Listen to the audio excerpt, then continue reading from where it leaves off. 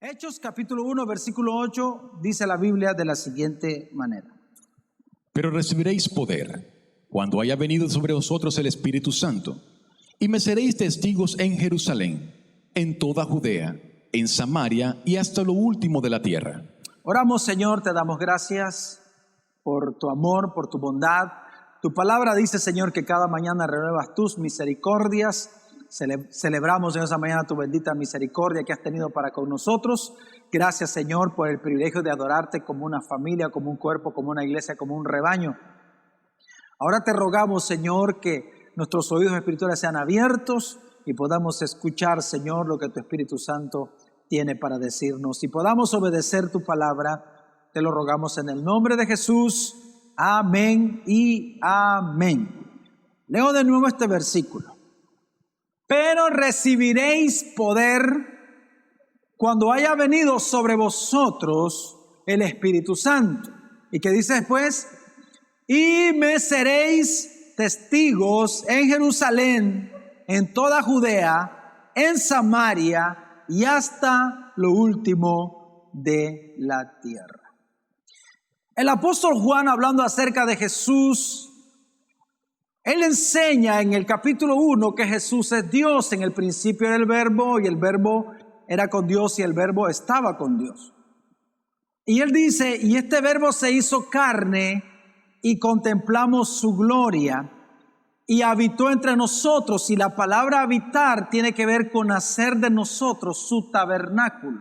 Lo que está diciendo es que Jesús hizo su tabernáculo en nosotros. Por eso la Biblia enseña que usted y yo somos templo del Espíritu Santo de Dios. Amén. Somos templo del Espíritu Santo de Dios. Y hay una razón suprema por la cual el Señor ha puesto su Espíritu en nosotros. Y la razón suprema es que Él lo puso en nosotros para salvarnos. Para salvarnos de condenación eterna. Por eso nos ha dado su Espíritu. La Biblia dice que el Espíritu Santo que Él puso en nosotros es las arras hasta la posesión de la herencia, que es la salvación plena para los hijos de Dios. O sea que por esa causa, por causa del Espíritu Santo, usted puede tener la plena certeza de que usted es salvo de condenación eterna. Amén. ¿Cuántos han sido salvados por el Señor? Ok.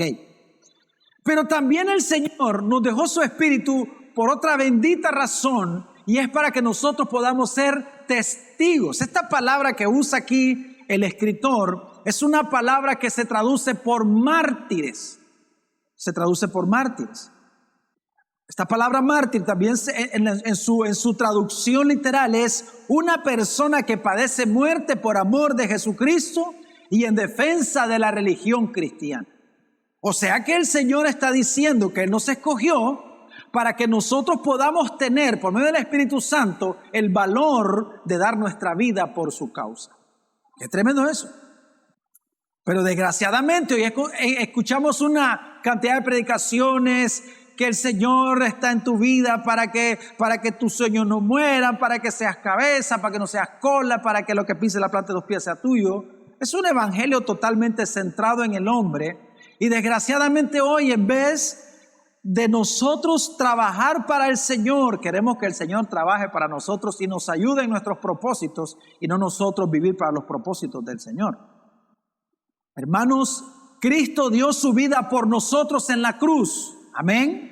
Ahora nos toca a nosotros dar nuestra vida por Él. Necesitamos, hermanos, llegar a tener tal convicción de nuestro evangelio que seamos capaces de dar nuestra vida por causa del Señor.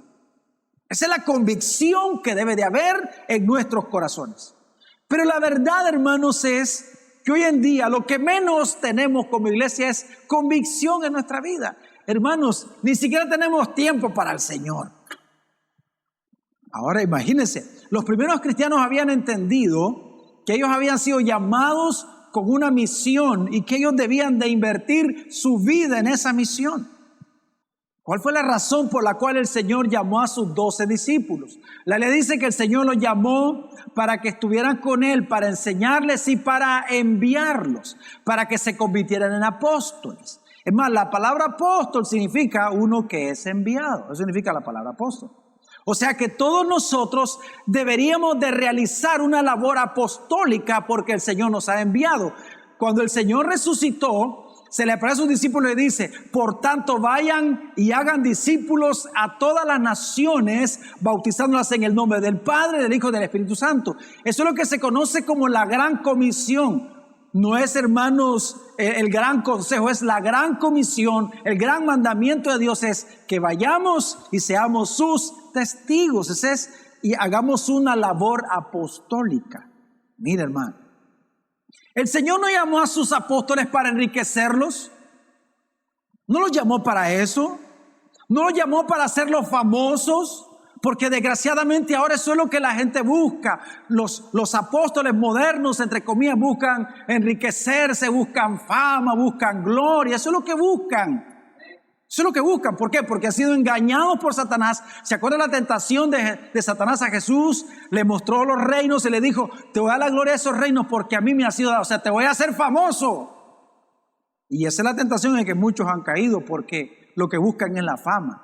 Pero el Señor no llamó a ninguno de sus discípulos para que fueran famosos. Los llamó para que padecieran por su nombre. Los llamó para que fueran mártires. Es más, todos ellos fueron martirizados. Todos. El único que murió de viejito fue Juan. Pero según la historia, y usted investigue, según la historia, dicen que este Juan ya lo habían metido en un perol con aceite hirviendo y no lo pudieron freír. Era duro ese hombre. Y como no lo pudieron matar, al final de todo modo lo exiliaron y lo mandaron a la isla de Patmos, donde el Señor le reveló lo que conocemos como el Apocalipsis. Pero, ¿se acuerda cuál fue el primer apóstol que murió? Desde el año 44, el primero que murió fue Jacobo, hijo de Zebedeo, que era uno de los tres que siempre estaban con el Señor. Recuerden que con el Señor estaba Juan, estaba Jacobo y estaba Pedro. Y el primero que murió fue Jacobo, hermano de Juan, hijo de Zebedeo. Dice la Biblia que lo mandó a matar Herodes en el año 44. En el año 54 fue Felipe el que fue crucificado. Mateo fue traspasado por una flecha. Santiago fue apedreado, lo murió. Dicen que tuvo exposición de masa encefálica, según la historia, lo agarraron a pedrada y lo mataron. Tenía 99 años cuando murió. Matías también fue apedreado y finalmente fue decapitado. Andrés murió crucificado. Marcos murió descuartizado, la forma de muerte que ataban a las personas a 4 caballos y le ponían una mano, otra mano y lo alaban y lo hacían pedazos. Así murió Marcos, esa fue su muerte. Pedro fue crucificado de cabeza porque él dijo que no era digno de morir de la misma forma como murió su maestro. Tomás también murió, Bartolomé lo crucificaron y Juan, el que nosotros conocemos como Juan el teólogo, murió de viejito, el único que escapó, pero ya se había salido de una paila de aceite hirviendo. Entonces fueron llamados ¿para qué? Para ser martirizados. La pregunta que uno debe hacerse realmente como hijo de Dios es: ¿estaríamos dispuestos a morir por el Evangelio? ¿Usted se imagina que nosotros estuviéramos hace 2000 años cuando la iglesia fue perseguida? ¿Realmente nosotros estaríamos dispuestos a seguir al Señor? Desgraciadamente, hermanos, pareciera que el propósito de la iglesia ha cambiado en este tiempo. Y la razón por la cual la iglesia, en vez de la iglesia influenciar al mundo, es influenciada por el mundo. Si usted se da cuenta, ve cómo la iglesia ha sido tan influenciada por este sistema. Escucha las predicaciones centradas en el hombre, centradas en la ciencia, psicología, sociología y las cosas que nosotros encontramos, metafísica, dentro de la iglesia de Cristo. Hemos sido influenciados por el mundo y no la iglesia no está influenciando al mundo, sino que el mundo está influenciando a la iglesia. ¿Y sabe por qué? Porque hemos olvidado el propósito de nuestro llamado y desgraciadamente hoy estamos edificando nuestro propio reino y tenemos al Señor de ayudante. Él es nuestro ayudante. El Señor te ayuda a cumplir tus sueños. El Señor te ayuda a cumplir tus deseos.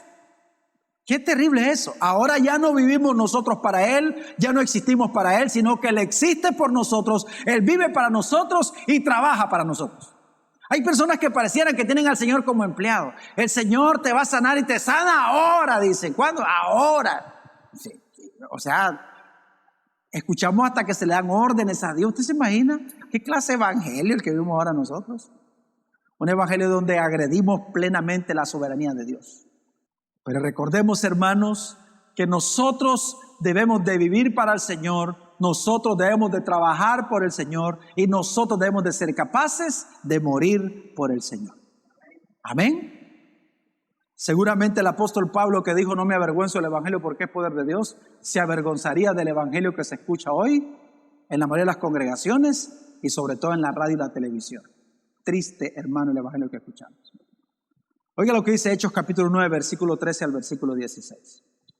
Entonces Ananías respondió: Señor, he oído de muchos acerca de este hombre, cuántos males ha hecho a tus santos en Jerusalén, y aún aquí tiene autoridad de los principales sacerdotes para prender a todos los que invocan tu nombre. El Señor le dijo: Ve, porque instrumento escogido me es este, para llevar mi nombre en presencia de los gentiles y de reyes y de los hijos de Israel, porque yo le mostraré cuánto le es necesario padecer por mi nombre. Mira el verso 16, dice el Señor. ¿Para qué el Señor llamó a Pablo? Dice, porque yo le mostraré cuánto le es necesario padecer por mi nombre.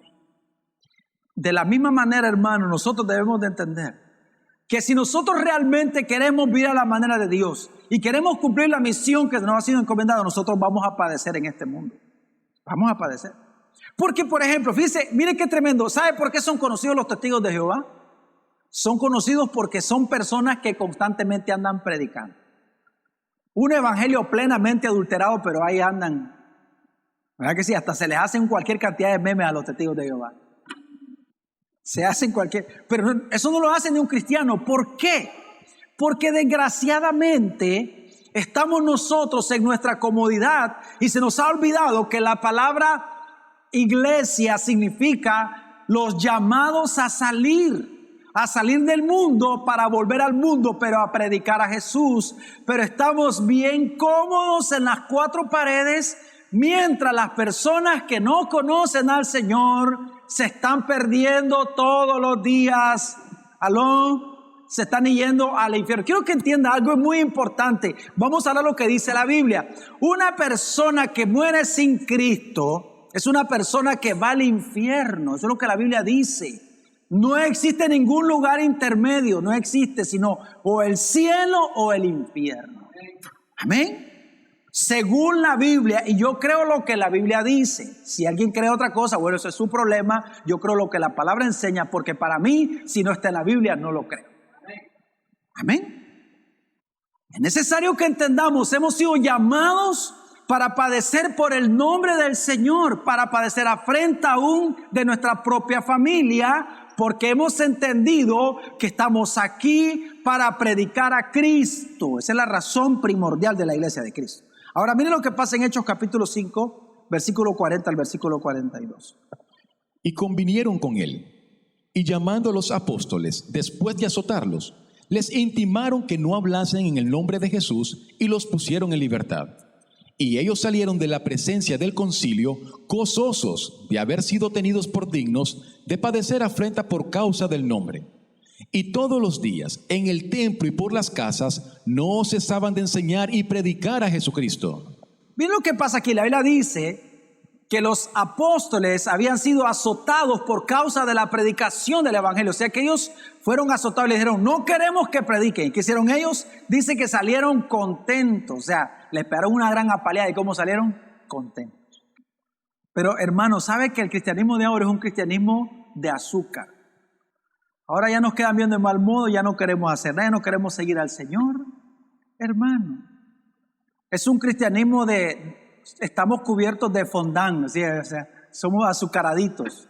Hermano, estos hombres eran hombres y mujeres de Dios que estaban dispuestos a dar su vida por el evangelio.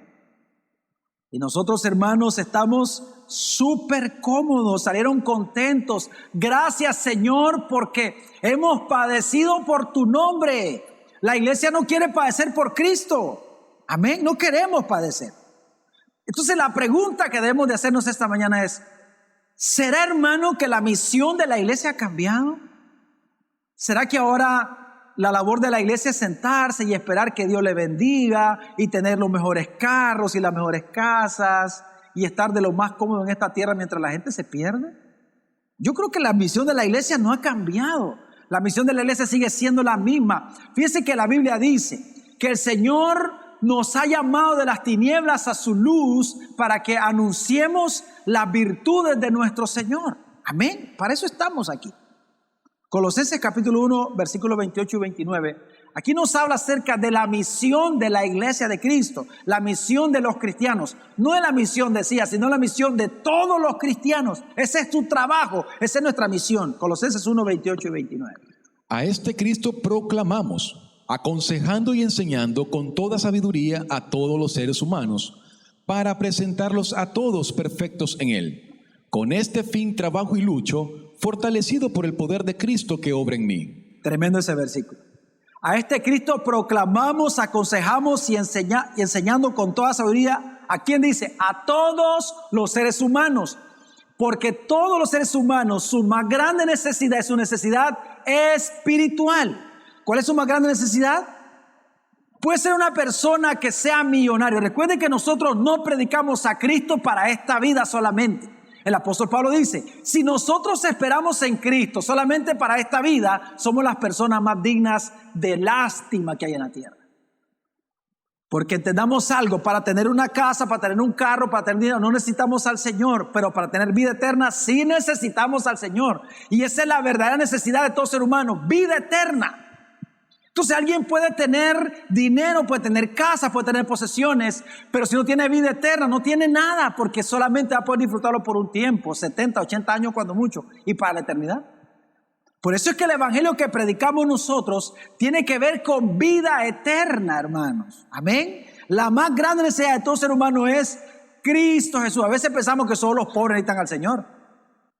También la gente que tiene un alma que necesita salvar. Amén. ¿Se acuerdan lo que dijo el Señor? Hablando acerca de un hombre, dijo que había enriquecido, le había ido súper bien. Y que dijo, ¿qué voy a hacer? Me ha ido bien, ya sé lo que haré. Voy a derribar mis graneros, construiré graneros nuevos. Y le diré a mi alma, alma, deleítate porque muchos bienes tienes.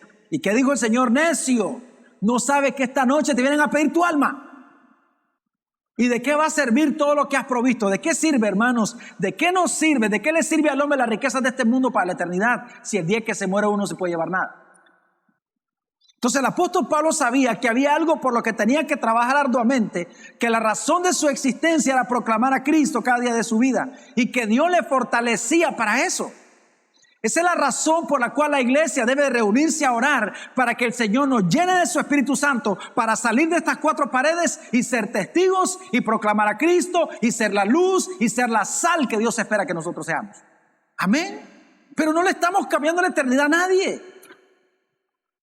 Eso debe llevarnos a preguntarnos, ¿qué estamos haciendo nosotros en nuestra vida? ¿Cuál es el propósito de nuestra vida? ¿Para qué estamos viviendo usted y yo? ¿Acaso será que el evangelio es venir y sentarnos, escuchar una predicación y nos vamos a nuestras casas y seguimos y esperamos otro domingo y así pasan los años y pasa la vida? ¿Y las personas perdiéndose? ¿Y los cristianos callados sin hablar? Los primeros cristianos habían entendido eso, hermano, de una manera tremenda. Por eso la Biblia dice que Esteban era un hombre lleno del Espíritu Santo y proclamaba al Señor, que Felipe era un hombre lleno del Espíritu Santo y llegó a Samaria, hizo cosas impresionantes y muchas personas fueron salvas y donde él iba, y, mire, hacía cosas gloriosas en Dios. La Biblia dice que cuando Esteban murió hubo una gran persecución, pero por donde iban aquellos iban predicando al Señor hasta que llegaron a fundar una iglesia en Antioquía, donde comenzó la primera iglesia gentil. O sea, donde iban, predicaban al Señor. Y ese es, hermano, la labor de la iglesia. Donde usted vaya, tiene que proclamar al Señor, tiene que hablar del Señor, porque para eso el Señor nos salvó. Amén. ¿Para qué cree usted que Dios lo puso en ese trabajo? ¿Sabe para qué lo puso en ese trabajo? Para que por lo menos salve a uno. Señor, dame otro trabajo. Y dice, Señor, pero no has hecho nada aquí, ¿para qué te voy a dar otro? Porque el Señor no te tiene en ese trabajo por dinero, entendamos algo.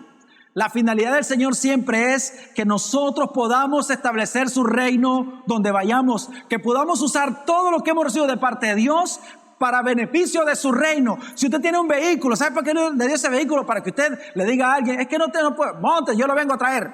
Pero hay pocos cristianos que usan su carro para andar trayendo personas. Es mi carro. ¿Cómo que es tu carro? ¿Quién te lo dio? ¿No te lo dio el Señor? ¿Y para qué te lo dio? Todo lo que hemos recibido de parte de Dios, lo hemos recibido para que nosotros lo podamos invertir y utilizar para su reino. Amén. Porque la gente se excusa, es que no tengo, yo lo llego a traer, no se preocupe. Yo lo paso buscando. Y si no, no se preocupe, yo lo doy para el taxi, yo lo llego a traer. Pero los cristianos somos así, no, ya está, pero vamos esperando que nos digan que nos dicen que no, ya está, se acabó. No, hermano. Si es que nosotros somos duros, los seres humanos son duros, necesitamos gente que realmente sea insistente. Amén. Hermanos, es que los hijos de Dios necesitamos entender que el evangelio de Jesucristo es el único que tiene el poder de transformar la vida de una persona. Solo el evangelio puede hacer eso. El evangelio de Dios es el único que tiene el poder de transformar asesinos en predicadores, a homosexuales en hombres de verdad, a lesbianas en mujeres de verdad. Tiene el poder de transformar borrachos perdidos en hombres de bien. Solo Dios puede hacer eso. Nadie más puede hacer eso. Nadie. Y lo más glorioso es que solo el evangelio de Cristo tiene el poder de cambiar nuestra eternidad. Solamente el Señor puede hacer. De rescatarnos del mismísimo infierno y llevarnos al cielo. Tiene el poder de transformarnos cada día a la imagen de Cristo. Solo el evangelio de Cristo puede hacerlo. Nadie más puede hacerlo. Por eso es tiempo, hermanos, de predicar el verdadero evangelio en nuestra familia. ¿Cuál es la razón? Fíjense, hay dos razones, hay muchas razones. Puedo hablar de dos razones por las cuales nosotros no proclamamos el evangelio. Y la primera razón es porque ignoramos el poder de Dios. Ignoramos el poder del evangelio. ¿Se acuerdan lo que dijo el apóstol Pablo? Porque no me avergüenzo del evangelio. ¿Por qué dijo él? Porque es que es poder de Dios. ¿Para qué? Para salvación. Para salvación. ¿Para qué se predica el evangelio? Para salvación. Los hombres necesitan escapar de la condenación. Necesitan escapar, hermanos, de la condenación. Y la única forma es a través del evangelio, de la gloria de Cristo, que Dios ha puesto en nuestra boca. Hay que hablar. Hay que predicar al Señor. Hay gente que dice, no, toda la religión no llega a Cristo. No, señores, solo el evangelio de Cristo tiene el poder de traer salvación al ser humano. Solo el evangelio de Cristo. ¿Y sabe a quién le toca proclamarlo? Que viendo el que está solo diga, a vos te toca. Nadie más. Siempre andamos pensando, alguien más lo hará. No, hermano, nos toca a nosotros. Si entendiéramos nosotros realmente el verdadero poder del evangelio, seguramente fuéramos personas que abriríamos nuestra boca para proclamar al Señor. Y la segunda razón, y esto es algo triste, la segunda razón es porque nos avergonzamos del evangelio. Hay gente que se avergüenza del evangelio. Pero miren lo que dice el Señor en Marcos capítulo 8, versículo 38. Porque el que se avergonzare de mí y de mis palabras en esta generación adúltera y pecadora, el Hijo del Hombre se avergonzará también de él, cuando venga en la gloria de su Padre con los santos ángeles. ¿Oyó ese versículo? Porque el que se avergüenza de mí y de mis palabras en esta generación adúltera y pecadora, ¿qué hará el Señor? El Hijo del Hombre se avergonzará también de él cuando venga en la gloria de su Padre con los santos ángeles. Hermanos, yo no sé si usted quiere que Dios se avergüence de usted. Pues para que el Señor no se avergüence de usted, usted no debe de avergonzarse de su evangelio, porque es poder de Dios para salvación. Ahora, volvemos a Hechos capítulo 1, versículo 8. Entonces dice el Señor Jesús, le dice a los apóstoles: y recibiréis poder cuando haya venido sobre vosotros el Espíritu Santo, y me seréis testigos, me seréis mártires. ¿Y dónde dijo primeramente? ¿Dónde dijo? En Jerusalén, hermanos, miren. Jerusalén, no va a decir, bueno, voy a ir a Jerusalén a predicar, no voy a agarrarlo literal. Entonces no tengo para el pasaje para irme a Jerusalén a predicar. Jerusalén tiene que ver con nuestra casa, con nuestra propia familia. ¿Y sabe dónde es más difícil la predicación? Es en nuestra casa. Ahí sí es complicado, hermano. Porque predicar afuera es sencillo. Yo no sé, ¿usted cuánto tendrían valor de subirse a un bus y comenzar a predicar? Levante la mano, ¿qué ver? Eso no es problema, hermano. Usted se levanta en el bus. Pero predicar en nuestra casa, ahí es donde es bien difícil. ¿Por qué? Porque es que ahí es donde ven nuestra forma de vida. Entonces, si yo digo que el evangelio es transformador, entonces tiene que transformarme primero a mí. Y mi familia debe de ver que el evangelio verdaderamente transforma. Mire, yo no sé cómo era usted antes del Señor, pero yo era terrible. ¿A cuántos ha transformado el evangelio del Señor? Hermanos, Entonces yo entiendo que el Señor tiene el poder de transformar. ¿Por qué? Porque Dios me ha transformado a mí. Me acuerdo cuando yo le hablaba al Señor a mis compañeros de trabajo, a los que habían sido compañeros de trabajo, me decía, pero ni que te comas la Biblia, vos nunca te vas a componer. Claro, porque la gente siempre tiene ese pensamiento, ¿sí o no? ¿Verdad? Es que por eso la Biblia dice que no hay profeta sin honra, sino en su propia tierra. Si eso le pasó al Señor. Dice la Biblia que ni aún los hermanos de Jesús creían en Él. Pero también encontramos que en Hechos dice la Biblia que ahí estaba María, estaban los hermanos de Jesús y estaban las hermanas de Jesús esperando la venida del Espíritu Santo. Puede ser que al comienzo no crean en usted, pero ellos están viendo su forma de vida. Entonces el Señor nos manda que seamos testigos en Jerusalén. Por eso es que el Señor siempre salva a una persona primero y esa persona tiene que encargarse de llevar salvación a su casa. Y eso, hermanos, es una de las cosas más complicadas que hay. Necesitamos la ayuda del Espíritu Santo constantemente para poder ser mártires en nuestra familia. Porque quiero que entienda algo, mire, hermano. Cuando nosotros constantemente estamos hablando del Señor a nuestra familia, usted no le va a caer bien a su familia. Pero ellos deben de entender que nosotros hacemos esto. ¿Y por qué lo hacemos? Por amor. Porque no queremos que se pierda, número uno. Y número dos, porque somos responsables por nuestra familia. Usted que está aquí esta mañana, fíjese bien, usted que está aquí esta mañana, usted es responsable por su familia. Si usted es una mamá y sus hijos no conocen al Señor, usted es responsable de la vida espiritual de sus hijos, delante de Dios.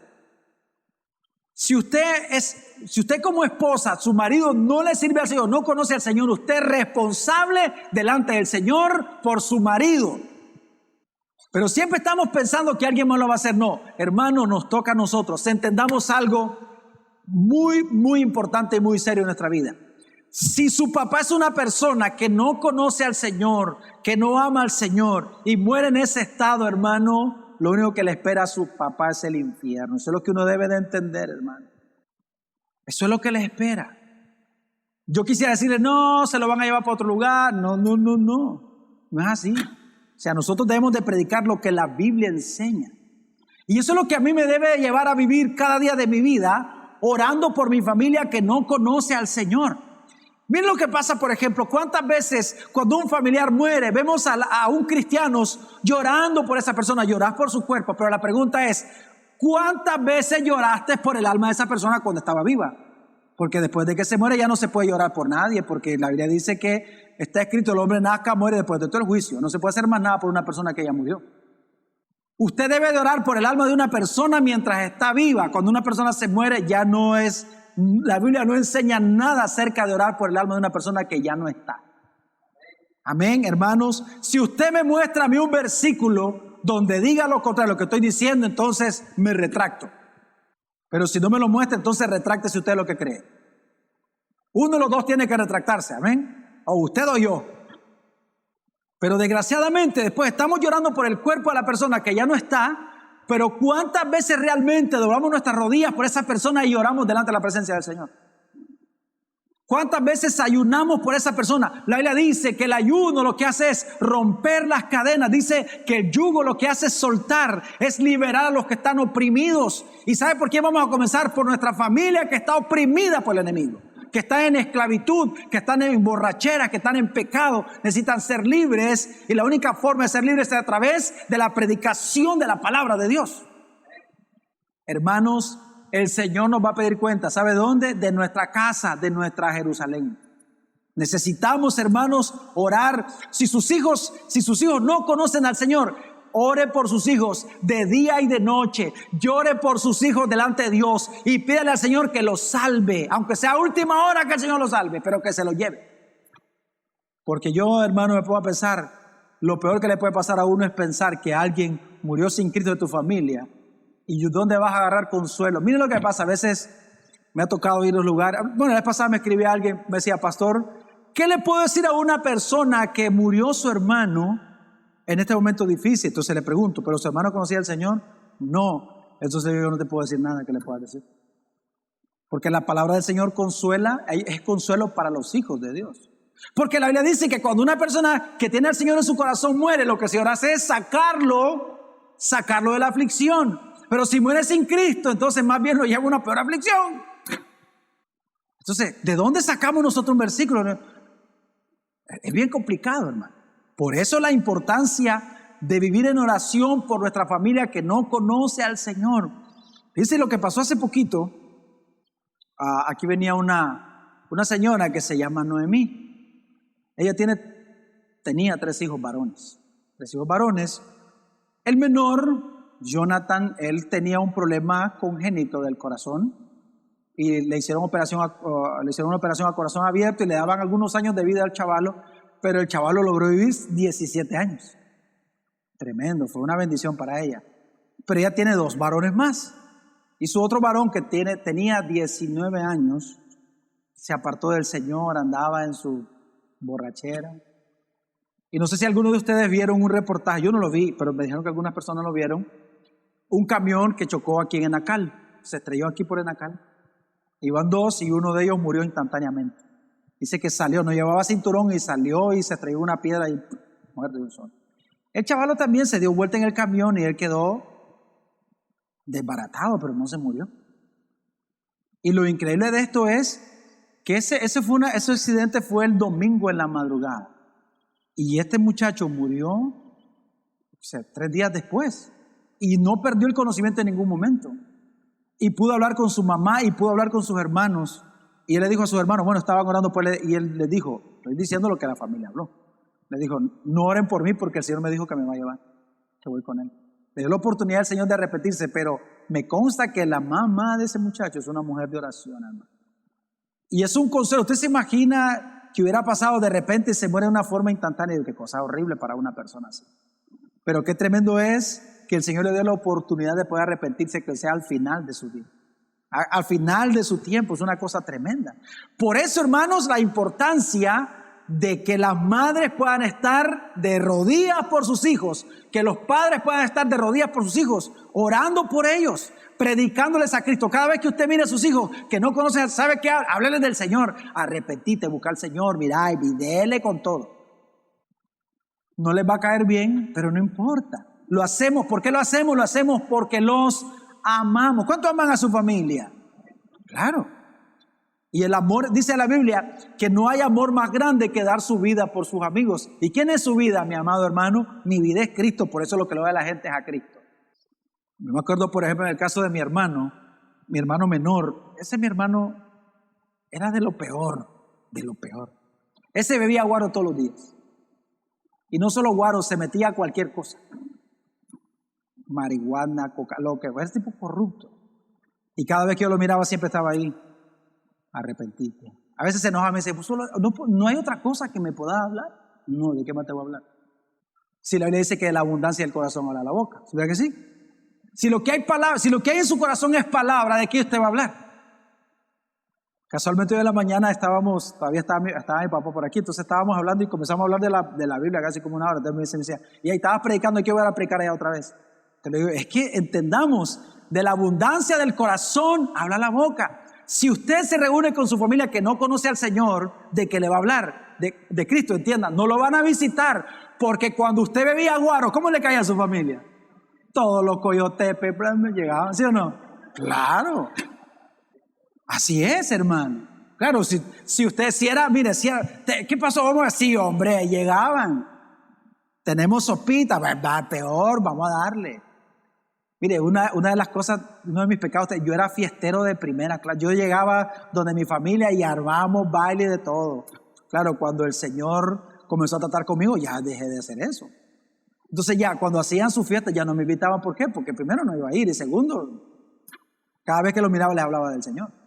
Entonces, esa era la labor de la iglesia. ¿Se acuerda usted del endemoniado gadareno? Dice la Biblia que le dice el endemoniado después que el Señor lo liberó. Le dice, deja que te siga, deja que vaya contigo. Que le digo, Señor, no. Vuélvete a tu casa y a los tuyos y cuéntales cuán grandes cosas ha hecho Dios contigo.